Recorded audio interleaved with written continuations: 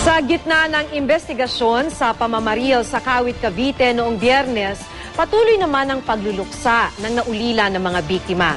Ang ilang residente balot pa rin ng takot. Samantala, tinitingnan na rin ng mga pulis ang anggulong kaibigan ni Bae ang mga taga-Kawit PNP kaya na-delay ang pagresponde ng mga ito. May report si Ian Cruz. Kakauwi lang daw ng 55 anyos na aircraft mechanic na si Alberto Fernandez na kung alas 9 ng umaga noong Biyernes mula sa kanyang trabaho nang maganap ang pamamaril. Si Alberto ang ikalimang taong binaril ni Ronald Bae alias Bossing. Kwento ni Edith, nakausap pa raw niya ang mister sa telepono at naikwento ang mga narinig na putok ng baril sa labas ng kanilang bahay. Ano sabi niya? Sabi niya, nakakasyam na putok na, nagtatahulan na yung mga aso dito. Sabi ko, o siya, basta pahinga dyan kang lalabas. Tapos binaril yung aso namin, si Whitey.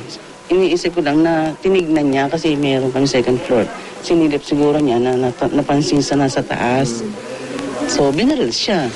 Nasa tapat lang ng bahay ni Bae ang bahay ng mga Fernandez. Kaya matapos daw mamaril sa likod bahay ni Bae kasama si John Paul Lopez, napagbalingan daw ng mga ito ang aso ng mga Fernandez na si Whitey. Napadungaw raw sa kanilang tere si Alberto kaya maging siya binaril. Kahit may tama, nagawa pa raw makadaan sa mga bubong ng biktima at makahingi ng tulong. Pero binawian din ito ng buhay sa ospital dahil sa tama ng bala sa dibdib. Siguro sa ngayon, okay pa. Hindi ko mala after this. Ano mangyayari sa akin? Good, meron akong mga anak.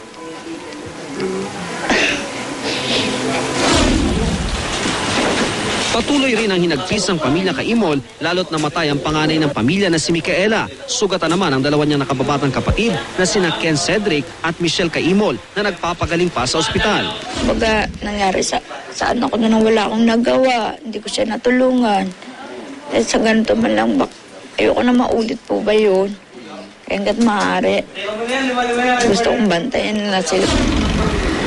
Ito ang barangay hall ng Tabunwan, nasa talipapalang ng lugar na narating din ni Bae at Lopez habang namamaril. Nakasara ito ng puntahan namin. Ay, palagi naman walang tao dyan. At saka, usually, araw-araw, ang barangay Tanod, pag umaga lang nagtatraffic dyan pag may ano. Ay, syempre, nung nangyari kabarilan, nagtatago na lahat. Wala talaga nabantay dyan. Minsan lang. O, sa gabi yan meron. Paano nagkakaputukan dito? Walang tao dyan. Medyo wala. Siyempre, alam mo naman ang mga barangay dito, baka natakot na. Ayon sa barangay Sherman ng Tabunwan na tumalo kay Bae nung nakaraang barangay elections dahil daw sa labis na trauma matapos ng insidente, nag-leave daw ngayon ang sekretary ng barangay na karaniwan daw araw-araw pumapasok. Taliwas naman daw sa pahayag ng ilang residente. Agad din daw nilang naiulat sa mga otoridad ang nangyari. Hindi rin totoo kasi noong tumawag sa akin yung aking hepe na i-report na mayroong nagpapaputok ng baril at wala pang casualties noon. Siyempre, looban yun eh. Yung 2 to 3 minutes, marami nang mangyayari doon, di ba? Nag-uusap pa lang kami sa cell. Mamaya-maya konti, siguro mga 10 to 15 minutes, dumating na yung mobile. Samantala, tinitingnan din na anggulo ng pulisya ang ulat na kaibigan daw ni Bae ang Kawit PNP kaya hindi agad rumesponde ang mga ito. There is no basis to that allegation that Ronald Bae has a close relationship with the authorities or several members of the Kawit Police Station. Ian Cruz, GMA News.